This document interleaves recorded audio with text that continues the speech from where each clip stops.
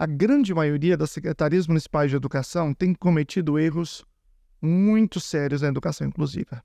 Tem deixado a desejar mesmo. Mas dos vários erros que têm sido cometidos, eu vejo 2 como de fato os mais preocupantes, o que eu mais vejo acontecendo, e mais preocupantes até em termos de gravidade. E é preciso lembrar que quando se está falando de um serviço público como a Secretaria de Educação, uma das análises mais importantes é de compliance, né, de segmento da lei, da regra, porque isso gera um risco jurídico para a prefeitura, para as pessoas que estão ali, os agentes.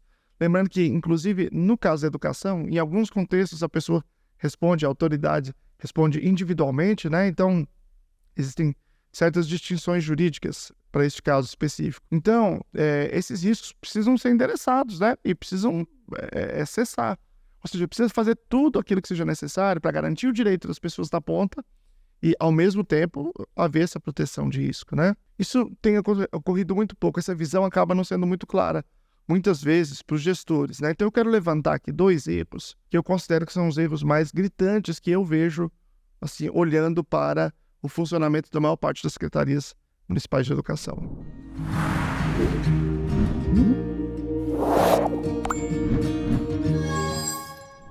Olá, povão, tudo bem? Meu nome é Luciano Lacerda, sou doutor em Educação pela PUC São Paulo, fiz o pós-doutoramento no Departamento de Psicologia da UFSCar, estudo autismo em práticas baseadas em evidências. Eu vou começar aqui falando, então, desse primeiro erro que é conceitualmente, inclusive, muito grave, né? Bom, as secretarias, elas são órgãos públicos que têm uma estrutura que é determinada pela legislação, tem um organograma.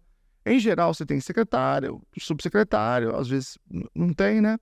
E aí você tem as várias diretorias, as várias áreas, depois coordenações, tal, supervisão e outros profissionais. E aí você tem as áreas, por exemplo, você tem uma área pedagógica, às vezes que engloba várias coisas, às vezes ela é mais separada. Às vezes você tem alfabetização, você tem, às vezes, outros departamentos e a educação especial é um desses departamentos. Às vezes, né? Às vezes é uma chefia só, depende também do tamanho da cidade, né? Tem muitas formas diferentes de organizar, mas o que eu quero dizer é que enquanto estrutura organizacional, educação especial, e aí você tem várias outras áreas específicas. Qual que é o problema? Não especificamente da existência desse tipo de estrutura, né? Ela tem que existir. Mas como que você gerencia isso? Você pode construir uma ideia equivocada sobre o processo de educação inclusiva, né? Isso, virando operação, pode virar um problema, porque é o seguinte: nós temos alunos que estão matriculados na escola, que são alunos com deficiência, transtornos globais do desenvolvimento, altas habilidades de superdotação, né, o público-alvo da educação especial, e, eventualmente, essa estrutura pode levar a uma falsa noção de que estes alunos são responsabilidade desta equipe. Então, esta equipe é que cuida desses alunos, né? É a mesma dinâmica do problema que a gente vê sempre em sala de aula, que eu vou abordar um outro dia, que é a ideia de que o aluno que é público-alvo da educação especial seria do AE, enquanto os outros seriam do professor regente. O que não é verdade, todos são do professor regente. Então, pegando essa mesma lógica, agora voltando para a secretaria. Se tem lá um departamento ou uma chefia, não importa qual é o nome da estrutura, qual é o tamanho dela, de alfabetização, eu quero saber o seguinte: esse departamento, essa chefia, ele está pensando na diversidade quando ele pensa em alfabetização? Ele está pensando na alfabetização do aluno com desenvolvimento típico e do aluno com desenvolvimento atípico? Essa dimensão da inclusão, ela perpassa todas as estruturas da secretaria. Se tem uma outra coordenação, chefia, departamento de matemática, eu quero saber o seguinte: como é que eles estão pensando, por exemplo, o aprendizado dos indivíduos com autismo, dos estudantes com autismo? Se tem um de educação física, se tem não importa qual, todos, de formação de professores. Se tem lá um departamento, uma chefia de formação de professores, como é que eles estão pensando a formação para aquelas necessidades específicas dos alunos com deficiência, com altas habilidades de superdotação? E essa replicação desse modelo de sala de aula na Secretaria de Educação, ou talvez até seja o contrário, né? A sala de aula que está replicando o que acontece em algumas secretarias, ele é um grande problema, porque ele gera uma separação que ela não existe na realidade. É claro que esse grupo de educação especial ele precisa existir por 1000 motivos que eu já vou falar, mas não vou falar os 1000, né? Mas vou abordar esse tema. Mas, de fato, esse é um tema que ele não pode mais existir como se fosse um tema separado. Ele é um tema que perpassa toda a existência da educação. É por isso que a gente diz que a educação especial ela é uma modalidade transversal. Isso quer dizer, modalidade quanto o fato de que isso atinge desde a creche até, sei lá, o doutorado, mas também quer dizer que todas as dinâmicas de planejamento escolar têm que estar sob esse crivo, né? Então, isso é muito importante, isso tem que ser incorporado na dinâmica escolar, isso precisa ficar claro, né?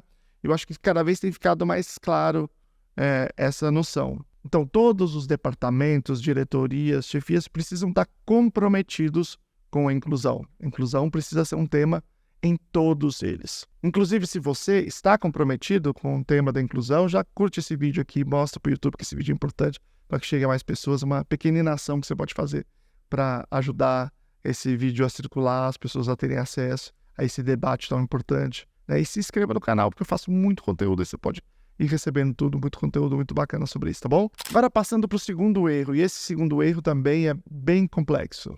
Vamos entender primeiro o seguinte, tá? Os municípios, eles têm um organograma, né? Ou seja, o que é aquilo? Aquela escala que tem de cargos, né? Então você tem secretária, como eu disse, abaixo dela tem fulano, abaixo tem ciclano, aí você tem os cargos, e você tem os cargos que você vai compor dentro das secretarias. Esse organograma, ele é muito difícil de ser mudado, porque ele depende de uma reforma administrativa.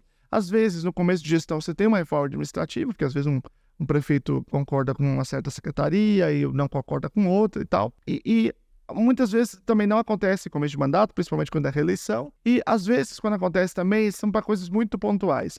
A maior parte dos cargos, que são cargos de natureza administrativa, que tem a ver com o dia a dia da administração, isso é muito forte, principalmente na Secretaria de Educação, né? Esses cargos acabam ficando mais ou menos estáveis. Agora, se a gente pensar quando foi organizado, pensado mesmo o organograma de modo geral, em geral faz muitos anos. A maior parte das cidades tem um organograma base, né? Que já tem muito tempo. E esse organograma foi pensado, né? Pensando aí na Secretaria de Educação, na equipe de educação especial, via de regra, muitos anos atrás, quando nós tínhamos uma pequenina quantidade de alunos com deficiência, transtornos globais de desenvolvimento e altas habilidades, superdotação, né? Público-alvo da educação especial na escola. Então você tinha uma escola que tinha 2, outra escola tinha 1, outra escola tinha 5, outra escola tinha 6, né? Uma escola grande tinha 10. Aí as pessoas que pensaram esse organograma, pensaram assim, bom, temos ali uma necessidade de apoio, quantas pessoas a gente precisa? Bom, vamos olhar o tamanho da necessidade de apoio, né? E aí formou esse organograma. Acontece que o organograma não vai respondendo ao censo escolar, aos dados que vêm da escola. E aí isso, quando o tempo vai passando, cria uma defasagem muito grande, porque hoje nós temos uma quantidade enorme de crianças na educação especial em qualquer escola. Qualquer um que você for no seu município, não importa qual é o seu município, não importa qual é a escola, tem uma quantidade muito grande. Se você comparar o número de hoje com o número de 10 anos atrás, é muito maior. Portanto, a demanda de trabalho, de apoio, é muito maior. A gente passou a ter, em grande parte das cidades, né, estruturas de sala de recurso, e isso não se traduziu em um aumento da interface de apoio na Secretaria de Educação. Então, você tem na Secretaria uma quantidade muito reduzida de pessoas na educação especial. Isso tem trazido um monte de problema, né? Tem trazido sobrecarga desses profissionais, os que estão, os poucos que estão. A gente tem muitos dados, eles não, infelizmente, eu desconheço, não sei se tem dados mais robustos no Brasil, mas tem no estrangeiro, eu não acredito que seja diferente no Brasil, né? Dados de saúde mental de pessoas que trabalham na educação especial, e eles são muito sérios também, né?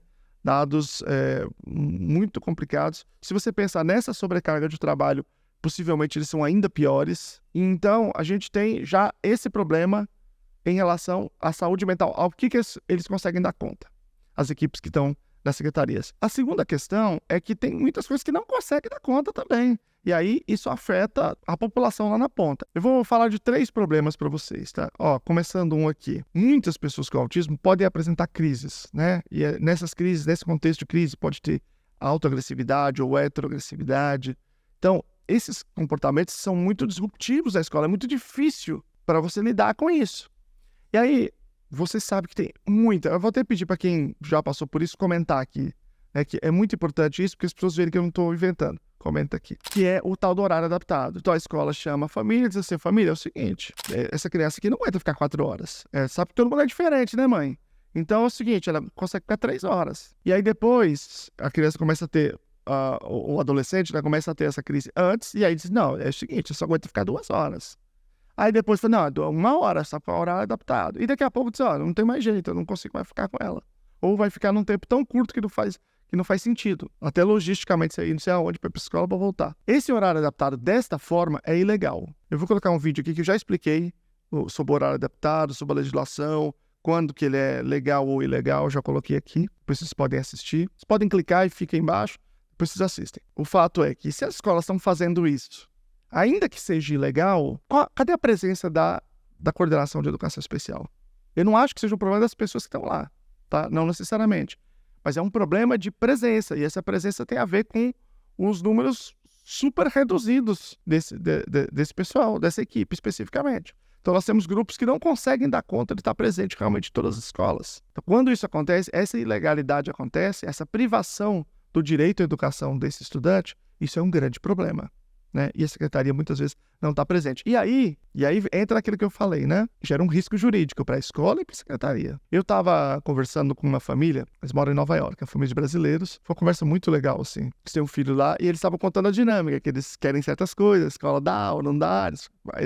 A dinâmica é muito interessante. E aí eles estavam falando como que funciona muito a dinâmica, funciona muito pelo liability, né? Pelo risco, pela avaliação de risco deles. Quando eles veem que tem um risco maior, aí eles oferecem mais coisas. Né, porque eles não querem ficar juridicamente expostos, né? Então, isso é uma coisa, uma cultura ainda no Brasil muito, muito fraca, mas que precisa crescer. E ela cresce à medida que os pais têm clareza sobre os seus direitos e judicializam, e entram na justiça e garantem esses direitos. Inclusive, vocês estão sabendo, né, saiu o parecer 050 do Conselho Nacional de Educação, parecer de orientação para educação inclusiva específica de estudantes com autismo, e existe um trecho grande lá no texto, sobre compliance, né? Sobre essa avaliação e redução de riscos, né? A Flávia Marçal, que é advogada, doutora em ciências sociais, é professora da Universidade Federal, ela vem trabalhando muito tempo já com esse tema, né? Então é uma ênfase que ela deu muito forte a isso e realmente é uma coisa que a gente precisa pensar. Segundo problema, vou dar um exemplo aqui que, poxa, esse aqui, eu vou pedir mais uma vez que as pessoas também comentem, né? O que acontece é o seguinte: bom, tem estudantes que precisam de um acompanhante. E tem um acompanhante na escola, né? Esse acompanhante, ele não é um favor, ele é um direito quando o indivíduo precisa. E se ele precisa, significa que se ele não tiver esse acompanhante, ele está muito prejudicado naquele contexto. Então imagina o seguinte, ele tem um acompanhante, ele está indo lá, o acompanhante está lá, e aí as coisas funcionam, um pouco melhor, um pouco pior, mas um dia o acompanhante por qualquer motivo falta. Certo? Ele estava atestado, ou ele não teve que fazer outra coisa um dia, não sei, faltou, não importa. E aí mas isso que eu vou falar aqui é muito comum. Fica alguém na porta da escola, né? Ou às vezes liga para a mãe antes, né? Para a família antes. Algumas vezes não é nem consegue falar antes, é na porta. Mãe, deixa eu falar, a diretora falou que o acompanhante não veio hoje. Hoje a gente vai conseguir ficar com ele, porque não tem jeito, né? Eu não vou nem discutir os 600 mil problemas que tem em torno disso, né? Para essa família, para essa criança, para o direito dela a estudar. Eu só vou dizer o seguinte, isto é ilegal. É ilegal e tem acontecido, continua acontecendo. Em parte porque a equipe da Secretaria de Educação não consegue estar presente o suficiente na escola, orientar, controlar, fiscalizar suficientemente também a escola, apoiar a escola para encontrar outras soluções quando esse acompanhante não vai. Isso tem sido um problema. E aí, mais uma vez, como eu disse, é ilegal, risco, além de todos os problemas para essa família, para essa criança e para a escola, o risco jurídico para a secretaria. Porque aqui eu estou falando do ponto de vista da secretaria. Então, entendam que eu estou adotando esse ponto de vista aqui. Por isso que eu estou acentuando a questão do risco jurídico, tá? E eu vou falar da terceira coisa aqui. O parecer, mais uma vez, do Conselho Nacional de Educação, uma das coisas que ele descreve, uma coisa muito importante, né, é o seguinte, que precisa ter um plano educacional individualizado. As crianças precisam, os estudantes precisam, crianças e adolescentes. E esse plano é feito pela escola, né, e com a parceria da família, e depois a família precisa dar anuência desse plano, para esse plano. Apresenta para a família pode levar para casa, depois eu vou fazer outros vídeos só sobre isso. Depois, quando ele volta, ele pode dar anuência ou pode não dar, né? E aí, se não der, vocês vão ter que conversar para ver o que é que está acontecendo, qual é a divergência em torno do plano para aquele indivíduo. Pode ser que a família seja super razoável e a escola diga, pô, tá certo, esse pedido que você fez aqui é muito, pô, obrigado, legal, bacana, vamos incorporar isso aqui e toca o barco. Mas pode ser que não, pode ser que a escola não seja razoável ao ouvir a família, pode ser que a família não seja razoável. Vamos ser sinceros, tem muita também, né? Eu detesto romantização das coisas, odeio. né? Então não contem comigo para isso. Tem muita família que vai pedir coisas estapafúrdias, né? Também. E quando isso aqui chega num conflito, como é que a gente medeia isso? Então, o parecer descreve a importância da supervisão, ou seja, da equipe da Secretaria de Educação, mediar esse conflito quando ele existir, para evitar, inclusive, a judicialização, né? Essa é uma tendência que eu acho que ela é mundial, mas no Brasil também, de construir espaços de mediação que evitem a judicialização de tudo, né? E a judicialização da educação é um grande problema, né? Então, a Secretaria é chamada a apoiar essa mediação. Só que a pergunta é, a Secretaria pode? A Secretaria tem equipe para isso? Se não for uma pessoa da educação especial, ela tem conhecimento técnico específico para discutir aspectos internos de um PEI? Dificilmente. Então, a gente não pode estar com uma secretaria, com uma equipe minúscula, né, de educação especial. Não mais. As secretarias precisam olhar para a população público-alvo da educação especial e dizer, nossa, essa população cresceu, por exemplo, 10 vezes e a minha equipe de educação especial continua a mesma. Não, talvez não precise crescer 10 vezes, mas ela precisa crescer muito para dar conta dessa demanda, para apoiar apropriadamente. E eu diria até mais. X anos atrás, quando estava lá atrás, 1/10 da população, já estava defasado, já estava equivocado, pelo peso que a sociedade atribui à educação especial. Então, um peso equivocadamente baixo, né? Sendo que essa é uma questão tão importante, tão central, né, na educação. Sobretudo a educação que tem compromisso tão forte com os direitos humanos. Né? A gente acho que tem uma frase muito boa que é que uma sociedade é tão civilizada quanto melhor ela trata os seus membros mais vulneráveis. E esse é o público da educação especial. Daí que eu espero muito que as secretarias de educação corrijam esses erros, né? Fica aqui uma sugestão para vocês. E eu espero que vocês tenham gostado do vídeo. Compartilhem o vídeo aí em todos os grupos. Se você não é secretaria, manda para a secretaria aí, né? Não dá pra marcar aqui no YouTube, mas manda para a secretaria para todo mundo ter acesso aqui. E agora aqui eu vou colocar um vídeo sobre educação especial baseada em evidências e aqui um vídeo sobre o parecer do Conselho Nacional de Educação. Um grande abraço, gente.